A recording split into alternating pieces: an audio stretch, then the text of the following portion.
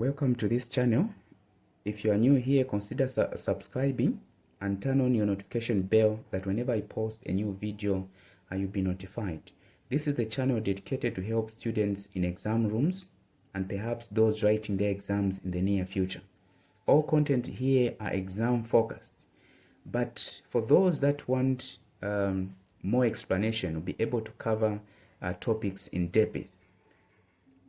Today's video only focus on solving the exam paper that the GCE people wrote, or the GCE paper, science paper 1, that is physics. Okay, so we get started. So this is the first question. As I said, we'll only deal with multiple choice in this case, that is 20 questions in the multiple choice. So this was the first question. The following diagram shows a vernier caliper with jaws closed. So the jaws of the vernier calipers here were closed. What is the zero error of these vernier calipers? So the zero error, by definition, we're just looking at the error that occur when the instrument is showing some readings, but of course in the actual sense there's no object that is being measured. So in that case you look at it, then you say, oh, this is a zero error. So now, how do you find the zero error? So the zero error can be positive or negative. In the case where the zero error is negative or positive, let me start with positive. In the case where the zero error is positive, this is the situation when the main scale, this is the top part here, we are looking at the main scale here, and the lower part here from 0 to 10, that is the vernier scale.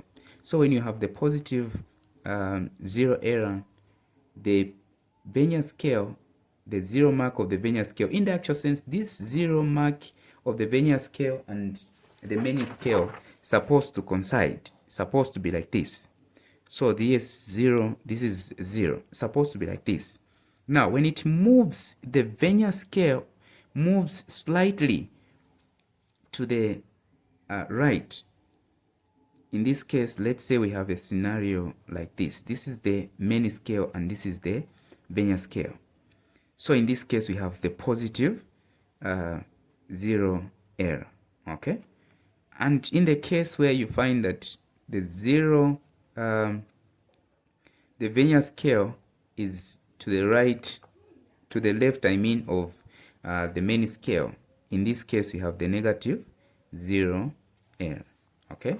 So in this case, you are just asked to find the zero error, but in other cases, you'll be asked to find the readings after you are given the readings, then you calculate, you find the zero error, then you find the actual readings, because you always subtract or you remove the zero error from the actual reading, from the readings, I mean, to find the actual readings, okay? But this is just simple. You're just looking at what is the zero error. So how do you find it? So in our case, like I said, it was a positive one. So you just look at the vernier scale, where it is starting, and of course where it coincides with the main scale. In short, you find the vernier coincidence, okay, where it's coinciding, where there's a continuous line from the top up to down there, okay? And bear in mind that on the vernier scale here, each division is a 1, okay? So this is 0, 1, 2, 3. So it's coinciding at 3. So in this case, the formula zero error is equals to zero error is equals to vernier coincidence, where it is coinciding, found to be 3 centimeter. The units on the vernier calipers are in centimeters. You multiply this one by the least count. Least count is this just the smallest unit or the smallest reading that the instrument can measure. In this case, it's 0.01.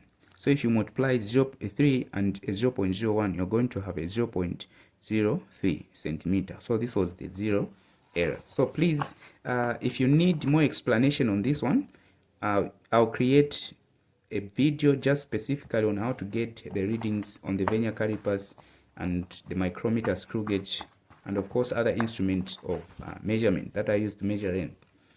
So the second question, so the answer here was B. The answer was B. But of course it's very, look at the multiple choice, quite confusing. Someone, if you calculate, you find the readings the way we do it normally, you still find the answer. So you need to know, you need to do the right thing for you to find the right answer. The second question is on 4 objects. So second question reads, 4 objects E, F, G, and H of different masses were placed at different places with different gravitational field strength. Which object has the largest weight? So you should know that weight is directly proportional to mass. As the mass is increasing, so is also weight doing what? Increasing. Okay? And also direct proportion to gravity. As gravity increases, also weight does what? Increases. So in this case, to find the answer, since this is multiple choice, so you need not to waste time. So you need just to punch the figures for all the parts. Okay? That is for E, you multiply, since finding weight, so you find weight for each. So weight is equals to mass multiplied by gravity.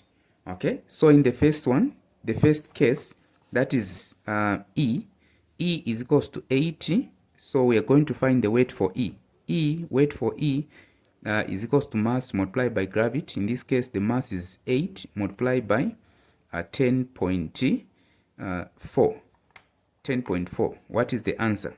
And of course, you find the weight for F, which is just multiplying 8.5. So this is multiple choice. We are not interested in showing your work, but of course have way to calculate so that you can make your work easy.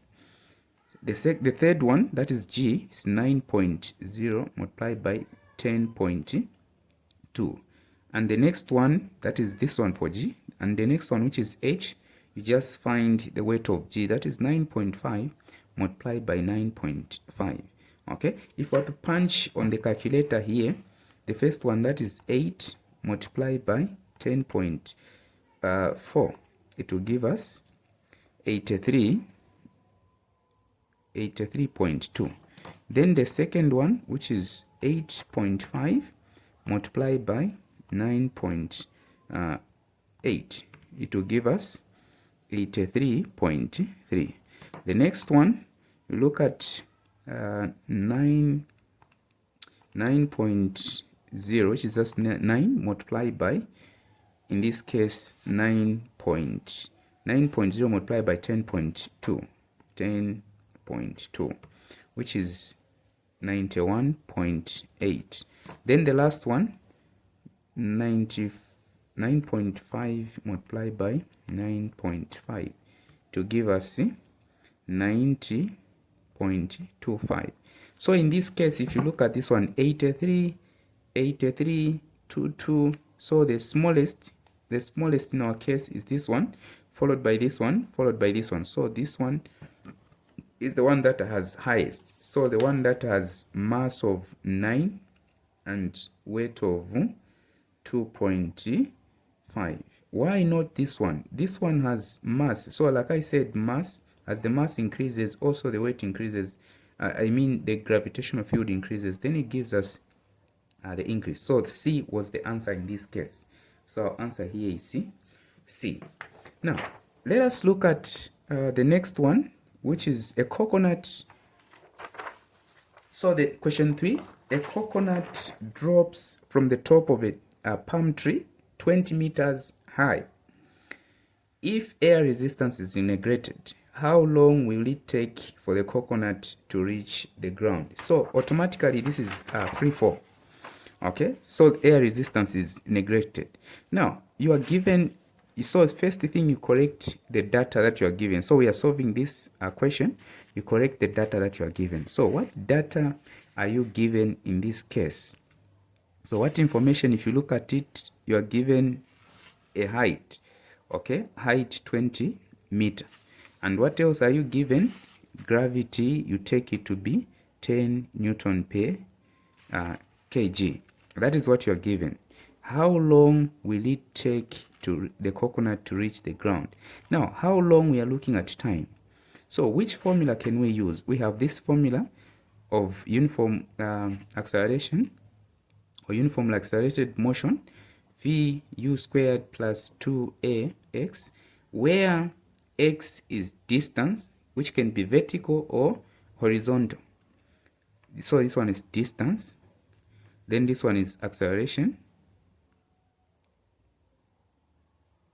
Then this one is initial velocity. Initial. This one is final. So now which formula do you use? Then we have also this one, x is equals to ut plus half at square. Okay, then we have final velocity is equals to initial velocity plus at, this one. Here you are calculating time, and what you have gravity, which is just the same as we have gravity, and you have distance. So you need the formula that gives you a provision of gravity and the distance. The initial was 0. Air resistance was neglected. Okay, so in our case we are going to use this formula because we can't use velocity. This one we don't have the final velocity, we don't have initial, and of course this one initial we know that. So for initial in this case is 0 meter per second, and we are calculating time. Here we do not have provision for time, and this is the reason we can't use this formula. This one we have time, but of course we do not have height, so we can't use this formula. So we go for this one. Now, like I said, initial is 0. So this formula can turn into x is equals to half gravity t square. Okay, where there's acceleration we put gravity square.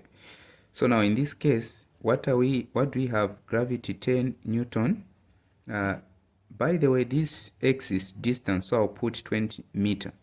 Then 10 Newton per kg, or let me just put 10, then t square.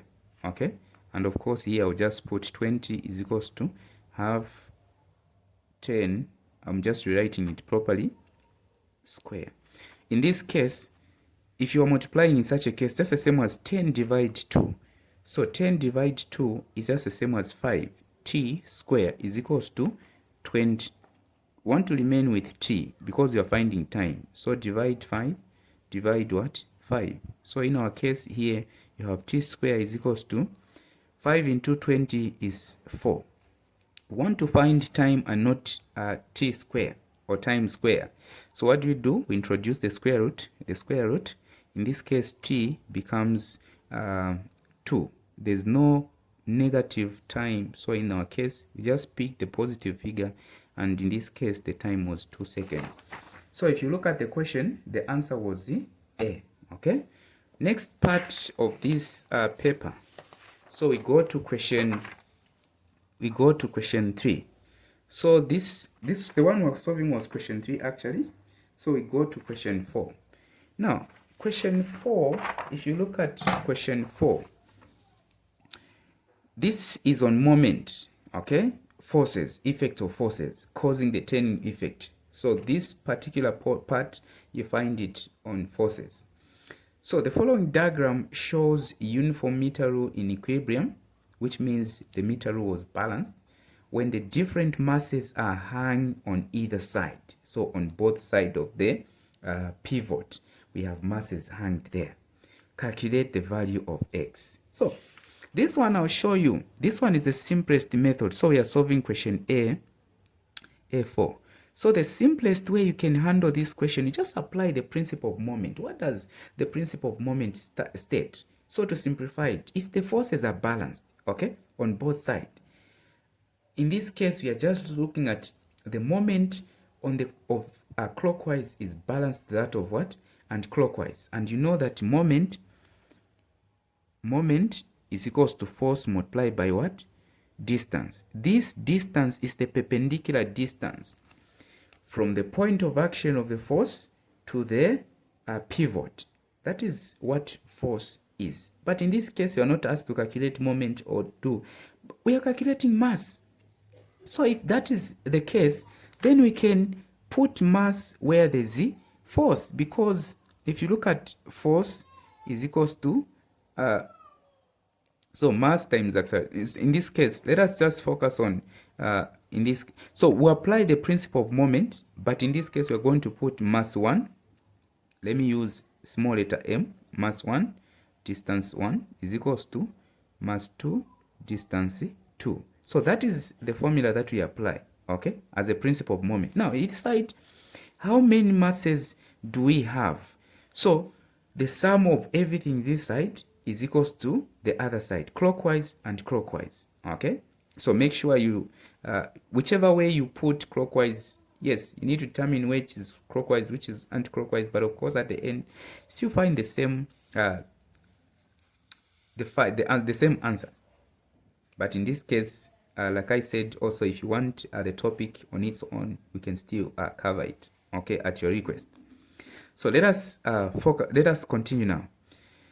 So this side, if we are to form mass 1 and distance 1, this side you find that you have 2 moments.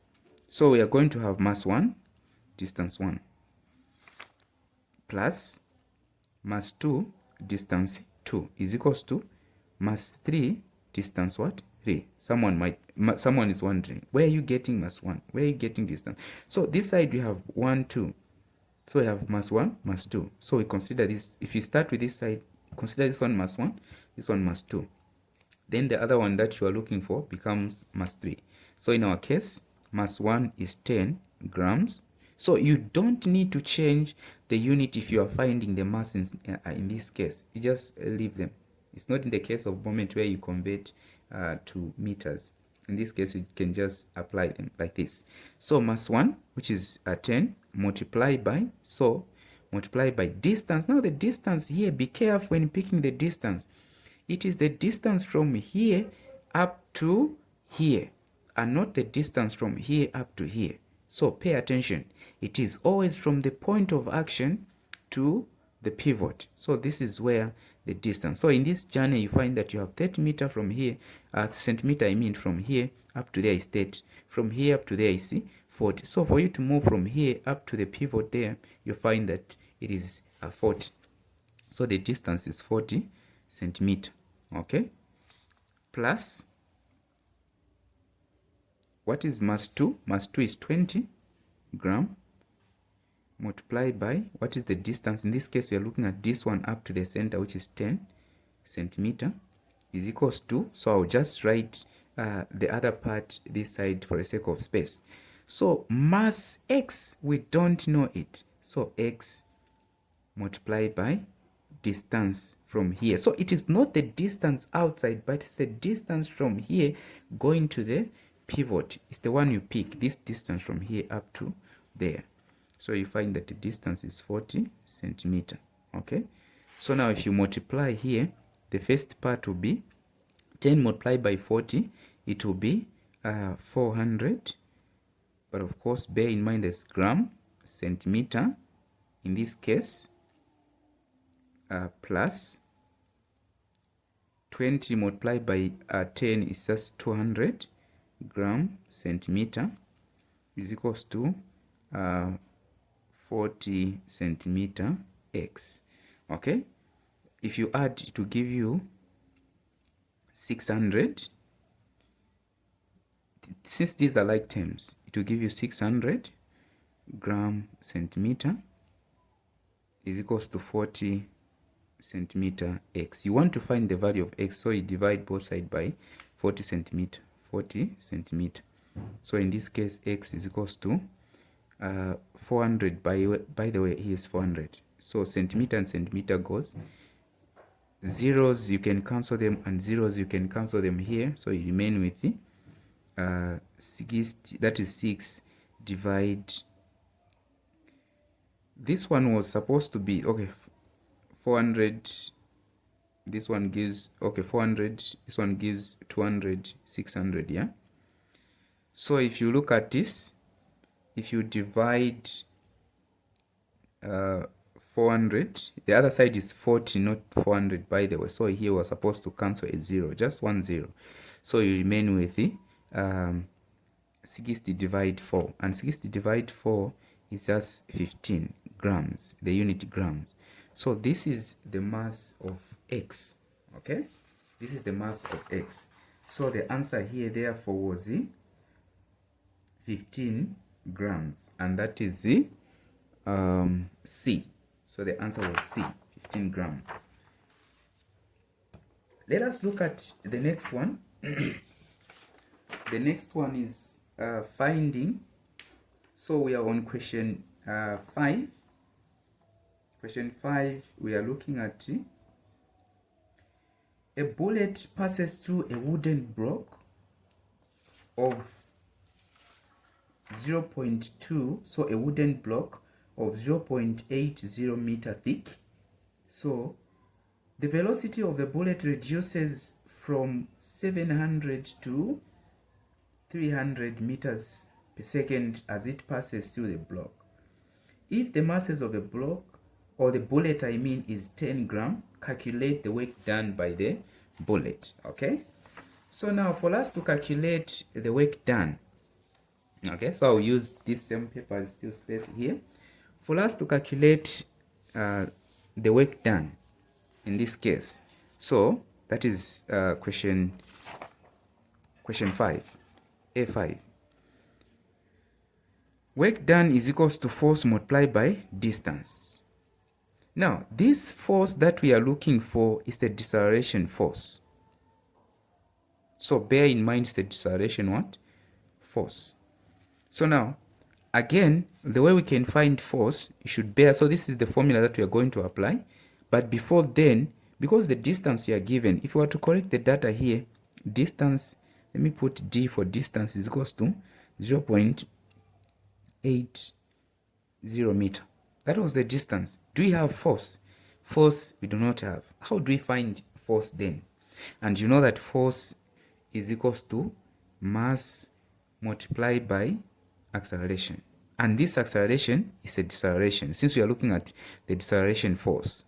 So we calculate the deceleration and we multiply it with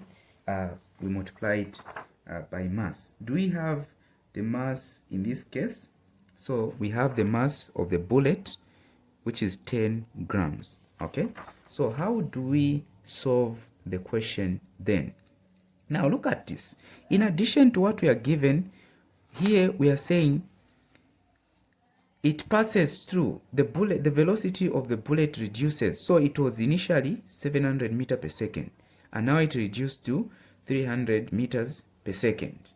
So in this case, there was a deceleration. Now, what was the initial? Initial, we are looking at where it is starting from, and the initial is denoted by the letter U. So initial was 700 meters per second. What was the final? Final, so final V is equals to, in this case, the final was 300 centimeter, meters per second. That was the final. We can calculate, can we calculate acceleration in this case? Can we calculate acceleration? So which formula can we use if we can calculate acceleration? So we look at the alternative formula. Acceleration is equals to final minus initial over time. Can we apply this one? Are we given time? So the other possible formula is final velocity is equals to initial square plus 2ax. Okay? Can we apply this formula? Or maybe we use this one. Ut plus half at square. So this is how you, so you should at least have a lot of formulas. Then you rule out those, or the formula that you cannot use possibly. So in this case, we cannot use this one. We cannot use this one because this one has time and this one has time. We do not have time. So it's only this one, where I said V is the final velocity, U is the initial, plus 2 acceleration, in this case can be deceleration, and the distance. Okay, the distance we are given. So now let us calculate. So in this case, I'll use this paper. I've run out of space there. So now let us calculate together. So the information that we have is here. That is the information that we have. So we can start using the formula.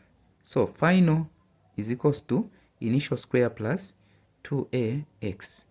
What was the final? The final was 300 square is equals to, the initial was 700 square plus 2a. What was the x? 8 meter. That was 0.8. You can just put 0.8. That was the distance. Now, if you punch 300 square, 300 square is equals to, in this case, it is 90,000, is equals to 700 square. 700 square is equals to 490,000 plus 2a, 0.8. Let me multiply, because 2 can multiply 0.2. So 2 multiplied by, 0.8, 0.8 is equals to, so here we have 1.6a plus 490,000 is equals to 90,000. Okay, 90,000. What do we want to find here? We want to find acceleration. So in this case, a simple mathematics can be applied, where we the additive inverse for this one, the additive inverse for that one, or we can just put that one where this one close, the other side becomes negative. So I'll write it in order, where I start with 1.6. A is equals to 90,000 minus 490,000. So if you subtract, it's just a 90 and a 90 here. You remain with, where is, so let me put a calculator, because might get confused. So 490,000 minus 90,000. In this case, what are we finding?